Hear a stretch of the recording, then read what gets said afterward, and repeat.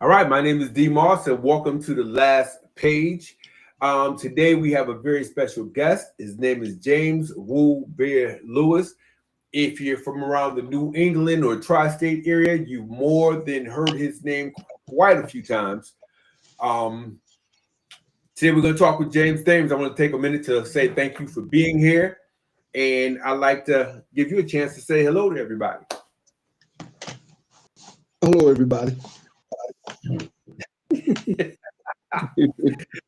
Look, man, listen. So here, I'm going to keep it real simple. We're going to start from the beginning. I like to jump right into my interviews. So tell me, what was your first encounter with music or event organizing that made you realize this could become a lifelong calling? Well, it's kind of hard to say. I guess a couple. The first time being involved with something was carrying the records for James Williams, the soul communicator, back when he was a couple years older than me, and he lived across the street, and carrying his records to help him load his car and stuff to go do a gig. And then after that, I moved out to California for my junior year and senior year out in California, and just ran into cats in my neighborhood that I lived in that were doing events, big events. A cat, Henry Gage, lived around the corner, went to school with his sister. He was at San Jose State at the time, an engineering major, but he had a thing, and him and his partners were doing big parties, and me and one of my partners, we helped out to pass out flyers, and I guess it was the early street team kind of thing, trying to help spread the word. But back then at San Jose State, he was doing parties in the ballroom.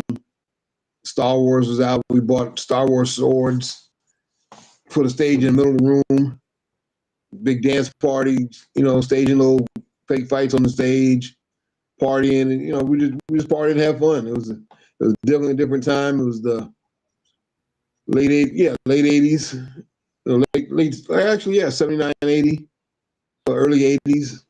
But being around those cats, and his next door neighbor had two sisters, and they're very pretty. So a lot of promoters would hang out at their house, and you just listen to cats' conversations. They were doing a lot of big things, and some of them are still doing big things right now. Okay. So way back then, before you left to go to college, now you said you went out there to go to college, correct? No, I went out there to finish high school. I went out there originally.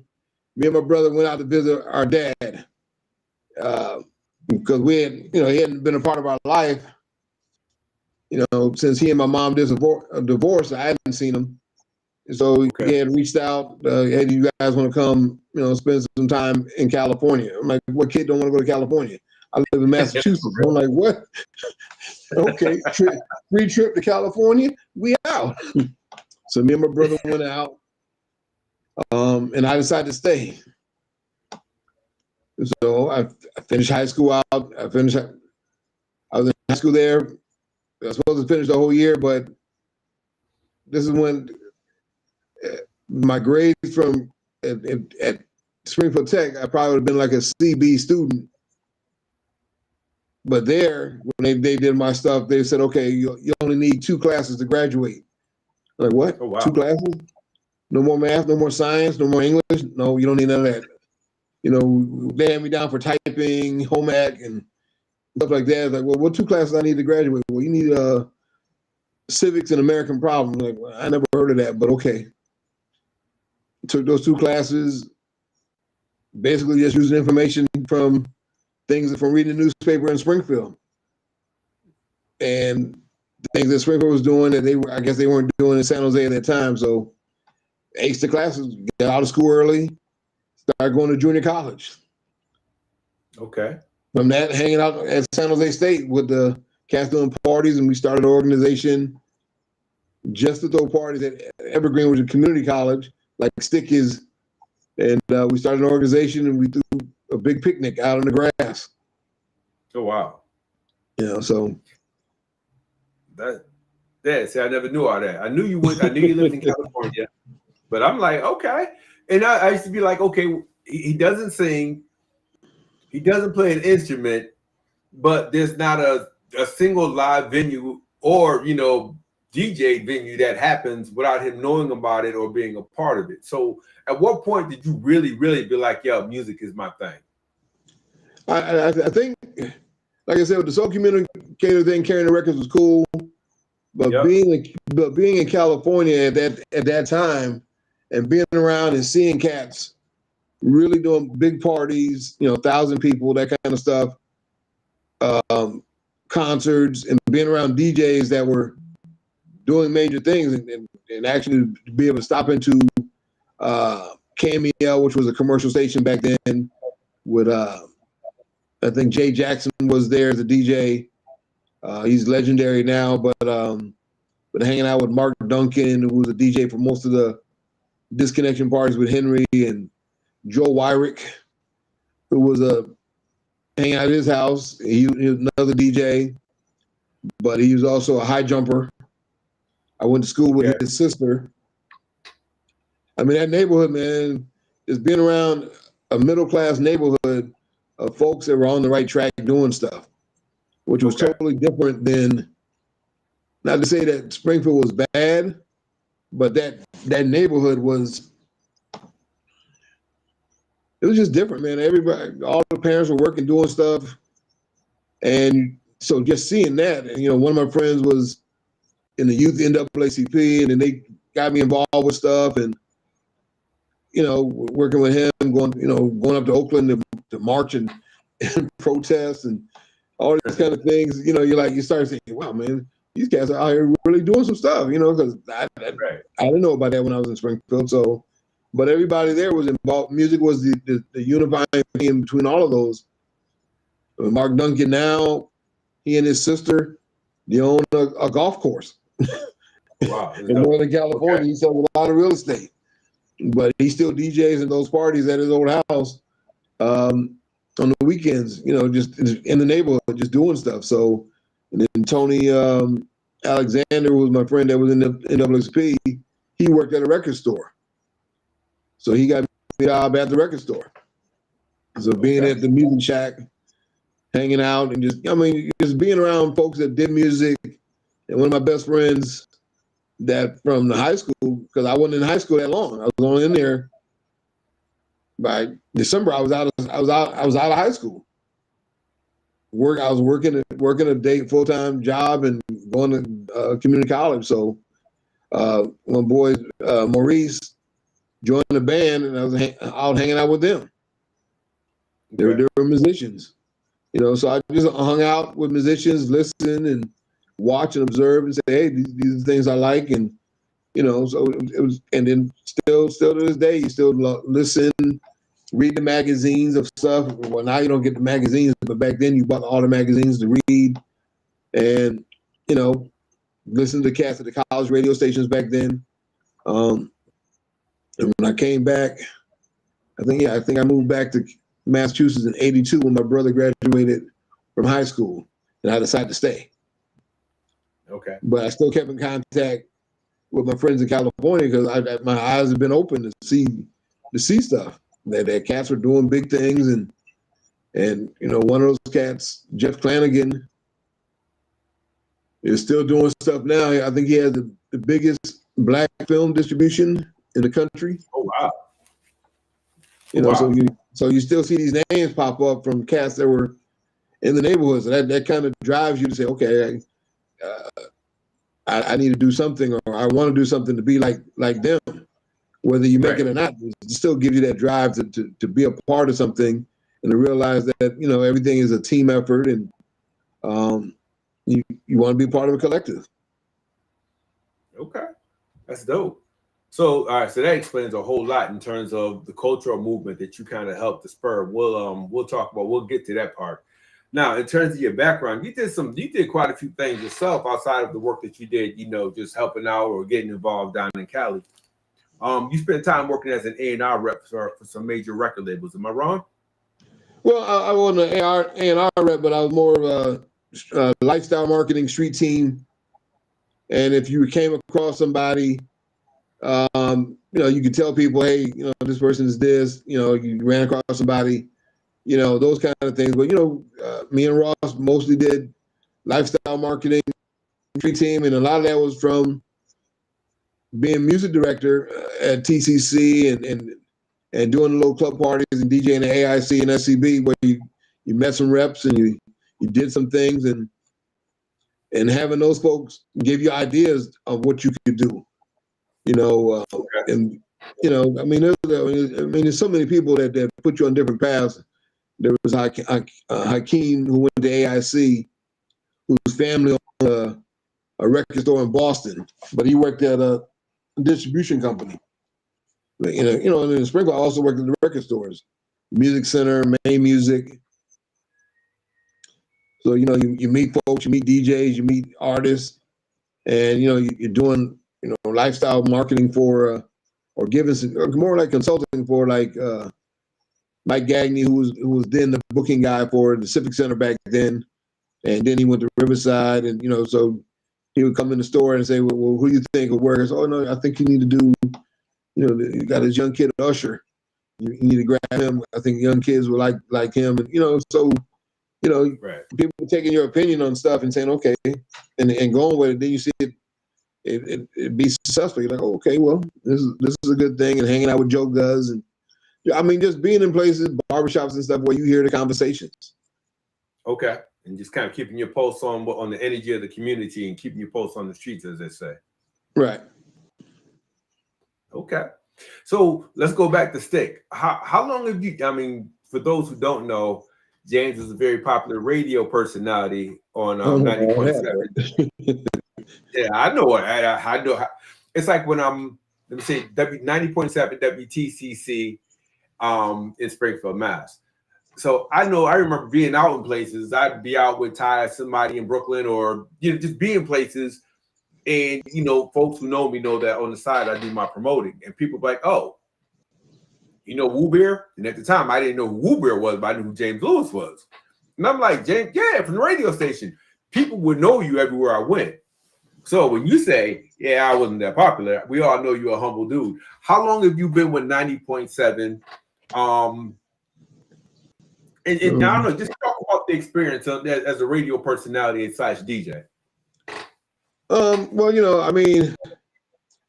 for the radio thing, because we, as WooBear, and the little crew that we had together, we do dance parties mostly, house music. Anything that was different than everybody else, that's what we geared towards, was doing. So we did different parties, and then Marlon McCants on the Dare put us on the air collectively at AIC. So we had a little house music, soulful house music show on AIC, and then we started doing. But we said okay, Then she's like, okay, well, my thing was like, yo, how come y'all play the same music all the time? There's more music out here. She's like, well, you should come on and do something. Okay, so and we did with Tyrone and Eduardo, and DJing. Cats came on, then I started doing an overnight slow jam show, which got me in some trouble. But it was fun. But you were able to play what you want, and get a little more into it. And we're like I said, we still worked at the record store, so we're buying music. You get to TCC and you start meeting.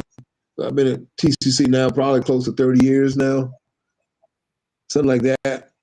So we came from AIC and SCB to,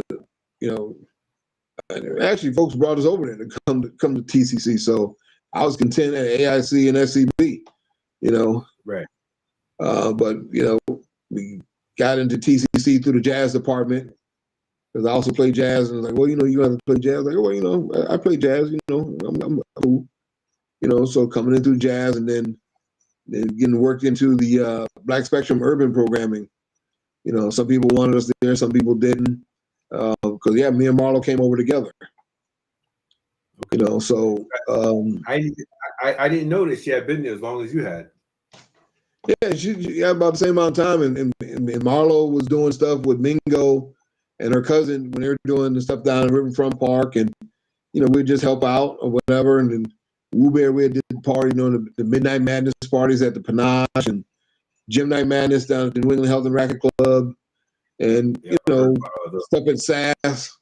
And then we did parties with parties to the bus trips to the garage in New York and Zanzibar in Jersey.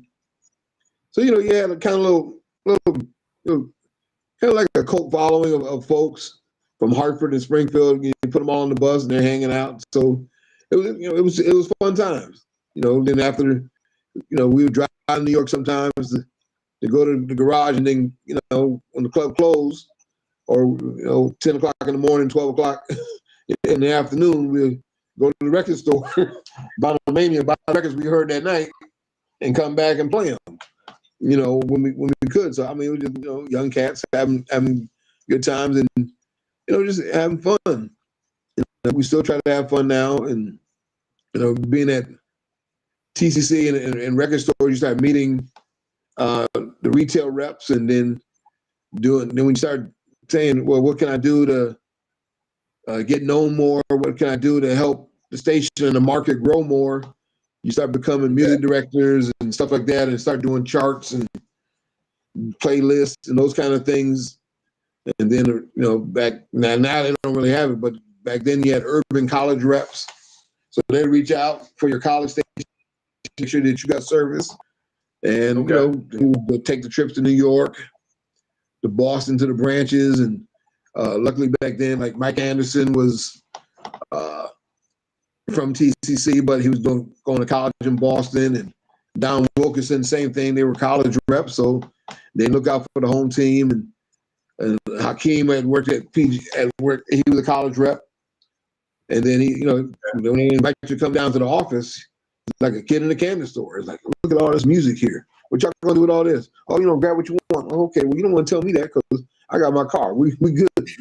Y'all get what y'all need. Let's go back. Here, y'all. Here's some music. Or back then, it was TCC had a radiothon. It was okay. Well, here's the music we can use for radiothon. Gotcha. So I mean, but it was actively getting out and driving and putting in the time and effort to go meet people, follow up, and then once we got, some of the people, which is still some of my mentors today, even though they were younger than me.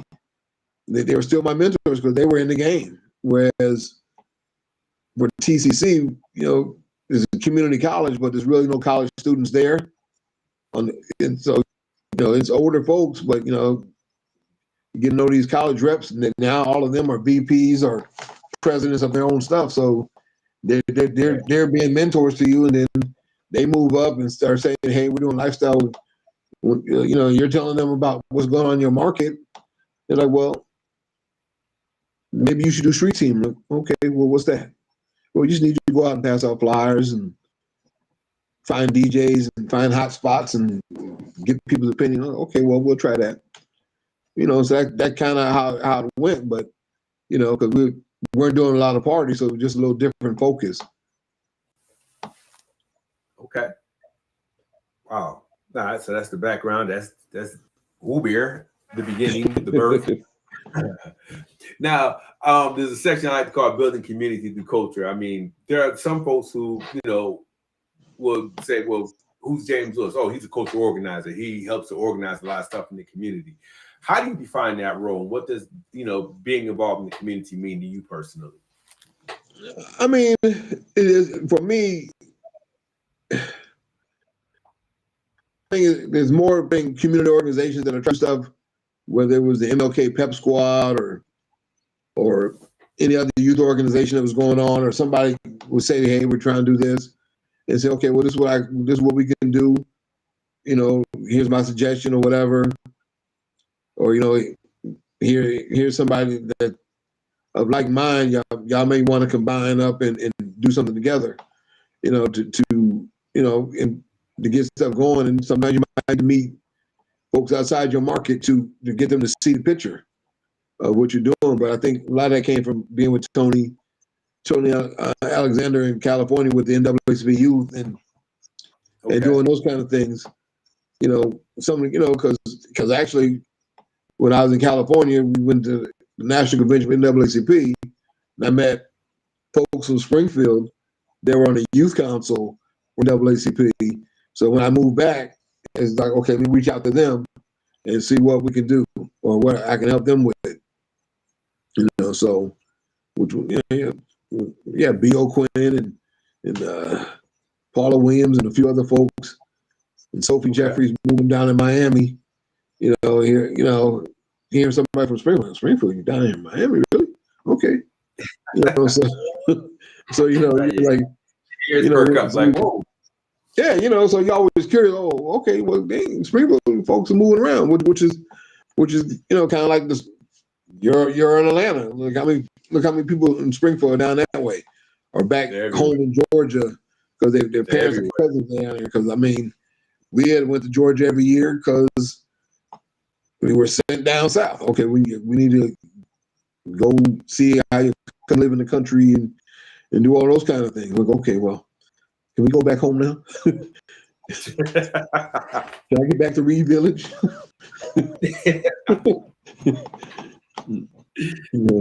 You're like, oh, okay, this is not for me. But now down south is the place to be. Absolutely. Man, I'll never move back up to New England. Down south is just, I say, in terms of making money, you really got to figure out where you fit in. But culturally speaking, and I think for me, in terms of like me meeting you up in Springfield, I think the biggest piece would be the cultural portion. And in terms of some, just you being in the position you were in, and the number, you probably didn't realize how much of a blessing you were. A lot of stuff that I was able to do was because of your position at stake, your position in the community in terms of the things that you've done. When I was at the Martin Luther King Center, we're organizing, I was doing the gang intervention and everything. And you would always let me on the air to talk about what I did. Everybody else would be like, I don't know this guy. You'd be like, yeah, come on. And I think that's how I got my start in terms of doing public relations stuff in Springfield on your radio show. So, you're a critical piece of the culture of the community in Springfield, and even outside of Springfield. It's like, so talk about that. When you talk about community, you always seem to keep the door open. You mentioned you'd have suggestions, trying to find ways for people to work together to either make the work easier or to supplement the resources. What's that about? Because to this day, you still do it. Well, people always talk about work smarter and not harder. I can't physically go to New Haven on a regular basis, or Hartford, or Northampton, or Amherst. But if you can find people in those towns that are of like minds that they want to do stuff, then you say, well, hey, let's all collaborate and work together as a team to make it happen. Everybody does their part, and you promote. And now with social media, okay, well, you promote down your area, and we'll promote here, and we'll move around and do it. And I think when me and Ross started the Tastemakers, when we were doing lifestyle marketing, because we just looking at stuff, you're like, okay, I don't have time. Ross works a full-time job. I worked a full-time job. I can't be calling DJs every day. I'm not sitting in the office getting paid to call people every day like record promoters do. So what can we do? Well, let's see if we can get cats together in a room to listen to music and get their feedback and do that. And so we started doing that slowly, and then I think with Marlo Martin, we were able to, our first one in New Haven was with Diamond D. So that brought in a lot of cats, and then as we picked up street team contracts, it was just, some people think, oh, you're making a lot of money. You're not really making a lot of money. It was just more that you're making contacts and connections.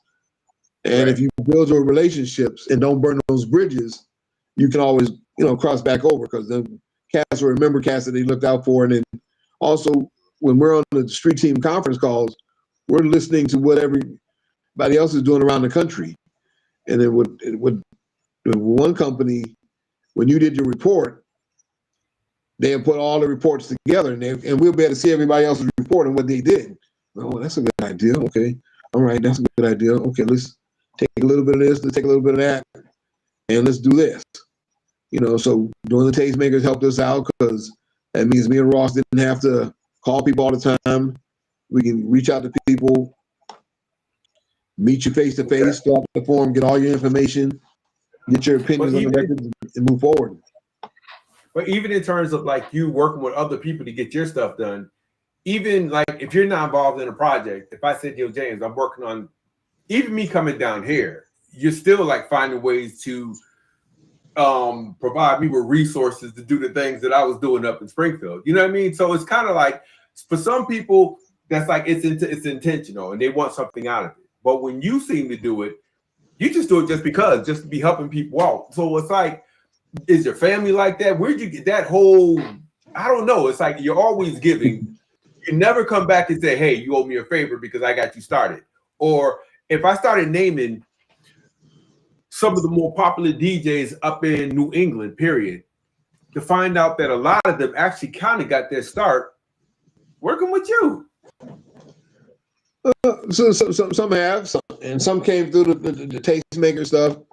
I mean, Yeah. I think I got that from being around,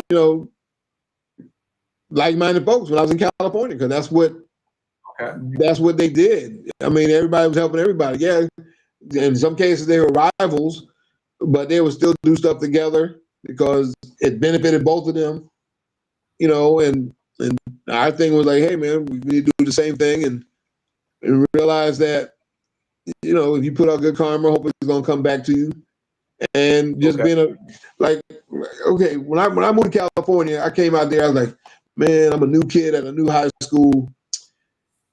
I'm probably gonna have to fight everybody every day. I'm gonna be bullied and all this kind of stuff. None of that happened to me. Right. I said, hi, we from Massachusetts. Oh yeah, well, Matt and such, they from Massachusetts too. And this person, and Craig, he's from New York. He's on the basketball team, and people welcome me in. Girls were inviting me to their house. I'm like, what? I was like, what? You want to come by my house, really? I'm like, Right. what? That's cool. That don't happen in Springfield, but people are inviting you to their house, and you're meeting their parents, and you're seeing where they get it from. They're like, hey, we're going here. You want to come with us? I'm like, okay. I mean, because not like I had a family there. I just had my dad, and he was a store manager at a drugstore. So that means you're working long hours. So you spend most of your time by yourself or whatever.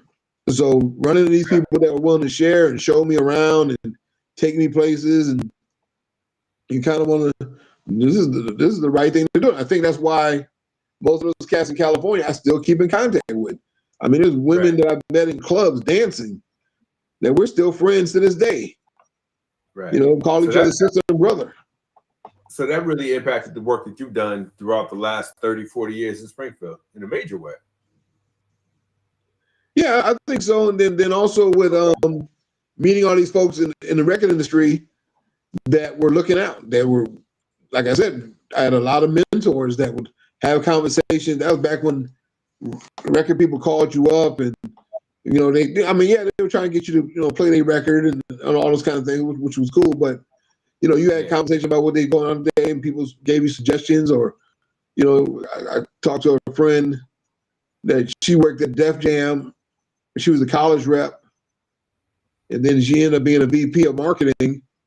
And then I reached out to her, saw her name or something. Reached out to her. She was working at Verve, and she was working some jazz stuff. He's like, well, my son wants to get into hockey. I said, well, something. There was a cat that I know that is Haitian.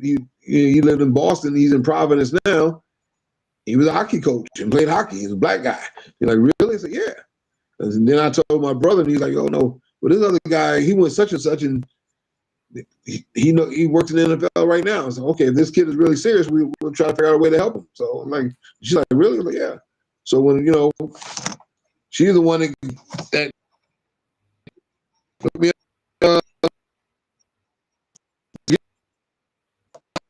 Oh, you're going out on me. She don't want to hook me up with some Nina Simone stuff. So I was like, okay. Well, I'll pass it out for you. I don't want no money. I think I'm a Nina Simone fan. I think people might like this. Right. Okay, that's important. So I mean, if you can help somebody, help them. If I can't help you, I can't help you. But you at least invite people to come in, and if they show up, cool. If they don't, that's cool too. Okay. So two more questions. Springfield Indie Soul Festival. You're going to year number 17. It's an event you helped to co-found. Talk about that experience. When people talk about festivals all over the country, but you very rarely get a chance to meet and talk with the folks who created those entities. Talk about your role in the festival. Talk about your experience in terms of helping to found it, organize it, keep it going, funding or no funding. Talk about that part of what you do. I mean, I mean, for me, being involved with, with all the cats that are involved with the Indie Soul Festival, we're all cats that could probably pull it off without me involved. But I'm glad they included me because we all want to see successful things happen in the area that we live. Mm-hmm. I love live entertainment,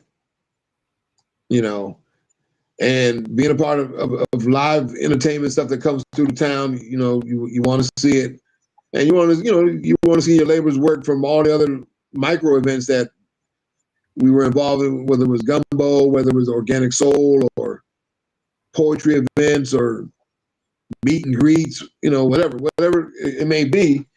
We're hoping that the Indie Soul Fest would be that combination of things where folks can come from around New England and maybe even the world now, because folks travel. Because when I had my record store, cats would come in from different places, surprisingly, to come buy records. I was kind of shocked. So hopefully, with starting the Indie Soul Festival, it would get some people to see that there's a lot of different music out there, and you don't always have to be mainstream, right? To find great music. Because now, you look at some of these music festivals now, a lot of times you don't know the acts.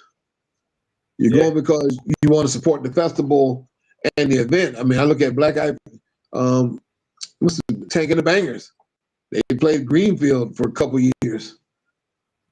Mostly white festival, but now look at them. They're starting to cross over and other acts like that. So trying to find those next acts. I know when we had Eric Roberson, people didn't know who Eric Roberson was, but now everybody that saw him, they're lifelong fans. Yep.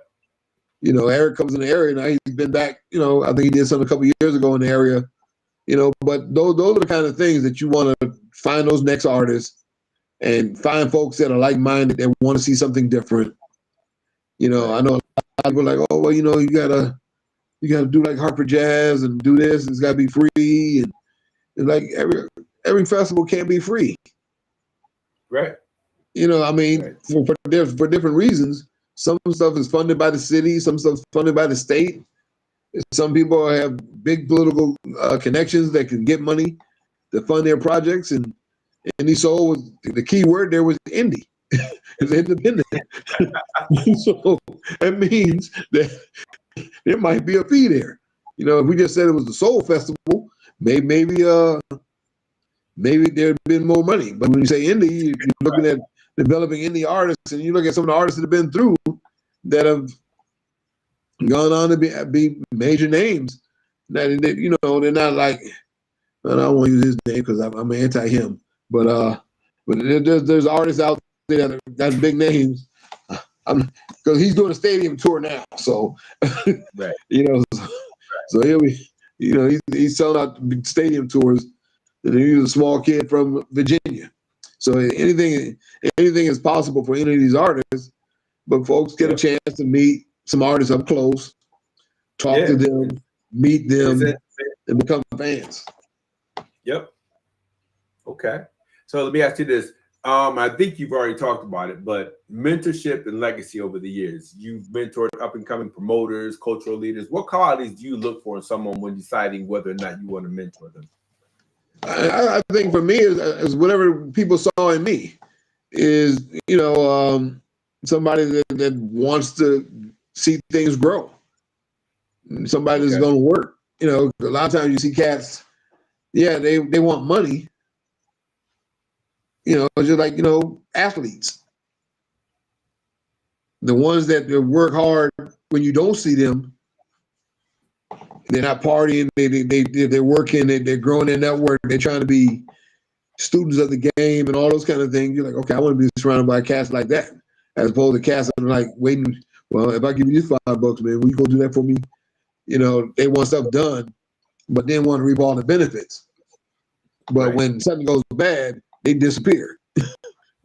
You know, they're the first one's gone. You want folks that don't mind being blue collar, that don't mind getting their hands dirty, getting a little dirty fingernails and putting in some work. Yeah. You know, it's not about always about glory. I mean, all those kind of things come if that's what you want. But I always try to find people that are humble, that are hardworking, that want, you know, my mom was a hardworking woman, single mom raising 3 kids.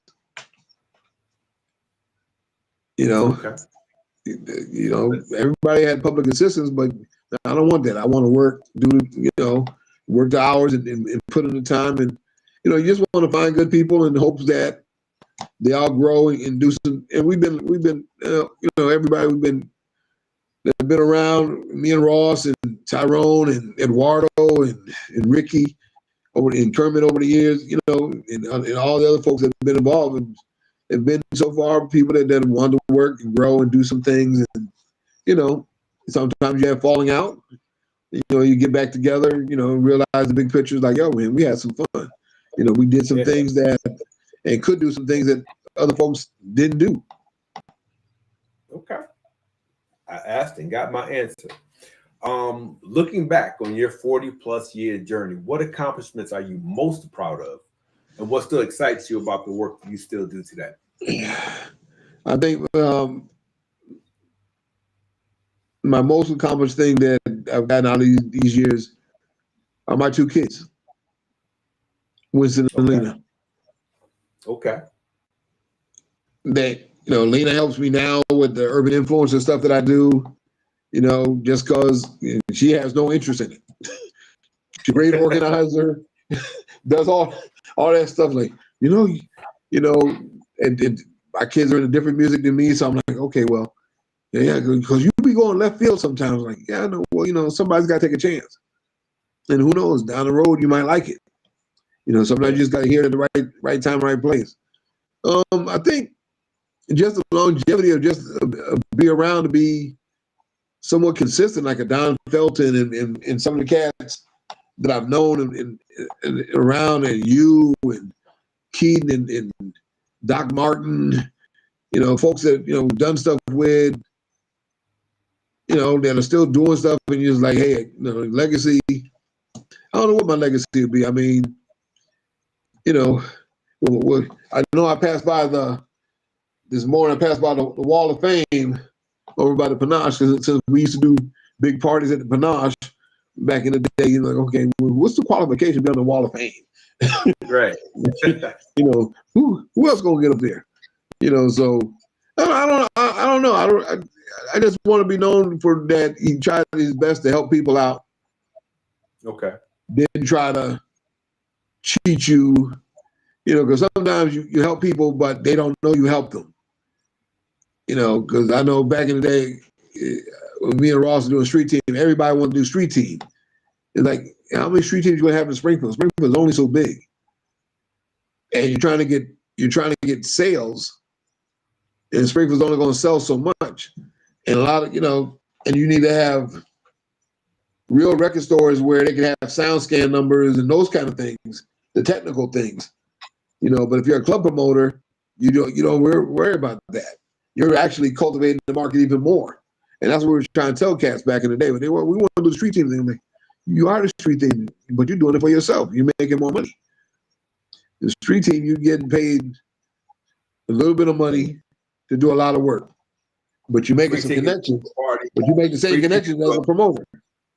Yeah, working off of free tickets, free admission to parties, clubs, and concerts. Yeah, you know. But I mean, you know, the legacy hopefully will stand on its own. Hopefully, will, you know, do some things to solidify, you know, the place, and also, you know, trying to remember some of these other cats that have paved the way to do stuff. You know, like, you know, the soul community back in the day, and we were talking about Queen Bee and other folks that have been doing stuff from. I mean, she was doing all the mixtape DJs.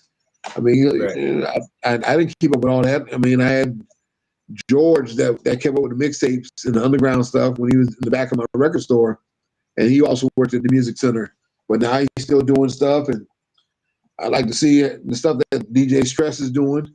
I was trying to get him back on TCC when I said, "Yo, man, you got to fight for it, man. You can't let these cats just get rid of you. You gotta fight for it." But he went out and built his own following, so I'm proud of him. So all the cats that we've done stuff with, and in the future we'll probably do stuff with, I'm proud of all of them because everybody's carved out their niche. They've done them things. I mean, I look at you and I'm like, hey, girl, you used to do a lot of stuff. I'm like, where you find the energy to do all that stuff? I'm like, yo, I couldn't do it. He was right there with me most of the time. I'm like, I can't do it. Even my wife would be like, when you gonna stop doing this stuff? I'm like, well, you should stop doing the radio station. Like, you don't get paid for that. Like, yeah, but that's my way to volunteer in the community. I'm not a member of a bunch of organizations, but I'm a member of the station. So it says community. So that's my pseudo way to be involved with all the organizations. So if people come from an organization, want to get on the air or plug for their stuff, I'm going to announce it. And, Absolutely. If people are looking for prizes, and if I have a way to get prizes for them or whatever, then I'm gonna try to do it. I mean, a lot of those things are drying up now because the industry has changed. I had a friend that worked at a label that used to hook me up with stuff from HBO at the end of the year because we did Tastemakers, and he's like, "Hey, you can get this stuff out to the DJs." I'm like, "Okay." We'll try to do the door prizes and raffles and stuff like that. So, we'll try to spread it out, but now she don't work there. And I've been sad the last 2 years. Like, oh, man. End of the year, I look forward to those big boxes popping up. I'm like, yeah. What other shows I missed from HBO that I can look at now just because I see the props? I'm like, okay, this is a good idea. So hopefully she'll find another good gig somewhere where they cleaning out the stuff for the conventions and stuff like that. But, we're just looking to network still to build a legacy. And I'm happy that Marv Mack hit me to work with him on Urban Influencer because I worked for him for a street team for a couple of different labels. And he knows I'm pretty eclectic because, we came up with ways to work the roots and flowetry and a bunch of other stuff back in the day. So, and a lot of acts that are big now, but back then, how did you get play for these people? No room for them on radio, and it's finding people that want to see them, different stuff. Right, and I just gotta say thanks to you and folks like you. It's like when you're coming from a small market, someone can keep us up on music because the music really fuels the culture in terms of where we go and what we do. So I'm gonna say publicly, thank you for everything you've done. Being a part of the spoken word world, I mean, you gave us life in that community that really kind of left an imprint and actually impacted what spoken word looks like across the East Coast. We've had everybody come through, and some of the things we were doing, thanks to your suggestions, your participation, your input, and your resources and contacts, we were able to do some things that they weren't doing in other areas. I mean, in large markets. So again, I say thank you for everything that you've done. Sometimes we have a tendency to not give people their roses. And then once they're gone, we go, yo, you remember such and such? Yo, he was dope. Nah, tell people why they're living. Because you, our spoken word scene was real. And it took me places I never thought, spitting poetry would take me. And a lot of that had a lot to do with your influence and your access to the airways, your access to your resources. So these are things that people typically don't talk about. We just kind of use people until we can't use them no more and keep moving. But I say give everybody their roses. And again, I thank you for being a part of this interview because you've interviewed thousands of people over the last 40 years. And I'm like, you know what? I don't remember anybody interviewing James because this dude is like a walking encyclopedia of music, contacts, resources, you name it. So my last question, what's next for James Lewis? with everything that you've done, if you had to put everything, if I had to write a book on everything you've done, it'd probably be an epic novel because you've done a lot. I appreciate that, man. I mean, I don't think I've done enough in my mind, because I still look at other cats and folks that I've come across and watch them grow and still doing innovative things. Even like my old boss Henry, who's now like building houses out of hemp, and and realizing that the houses made out of this stuff are healthier. In my older age, I'm like, okay, well, maybe I need to get me a house like that where it can be soundproof for the neighborhood and the air can be more purified and stuff like that. But I mean, I just want to see, like I said, I just want to see my family do well, my kids, my niece, and get a tighter bond with my family in general. Because being up here, I think I got on my side of the family, I got one cousin here.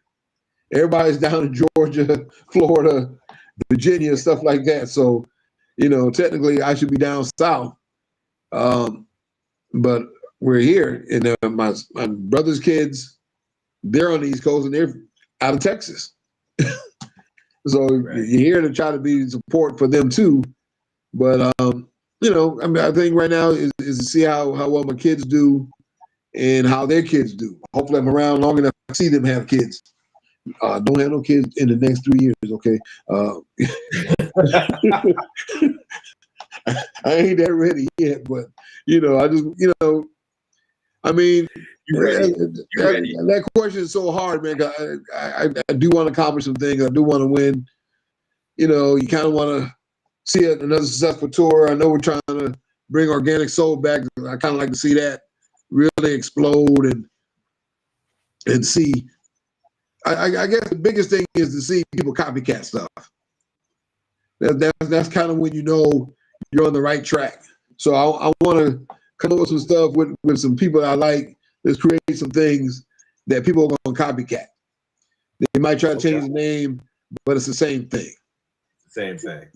So I mean, because when I came back from California when my brother was at UMass, I was like, yo, man, you can do this on your campus. They haven't done this before. How you know that? Because they were doing this at San Jose State.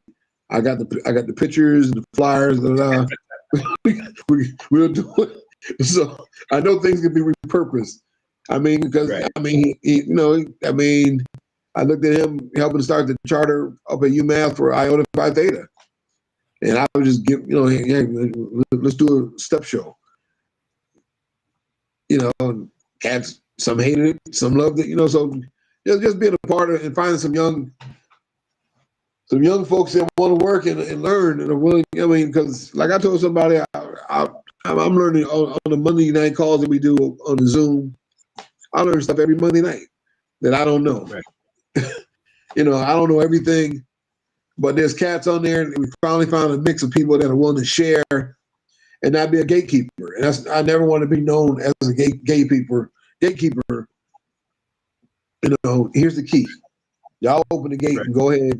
As long as you're willing to work. Now, if you're going to be lazy, then they open the gate ain't going to help you. The other people might hold information hostage or keep it prisoner is absolutely ridiculous. It's like dying a billionaire. It's like dying a miser and a billionaire at the same time. What good is having all that wealth if you can't spend it? What good is having information if you ain't going to share it? But go ahead. I interrupt. Yeah, I mean, and rightly so. I mean, I guess I'm kind of a hoarder, so my wife is on my case because I saved all the notes and magazines. I'm a big magazine collector, so I know somebody was like, "Well, Jay, you need to give all that stuff to the Hip Hop Museum and this and that." I'm like, okay, all right. I was hoping that my kids would sell it or whatever, and it'd be something for them, but they're not interested in it. So.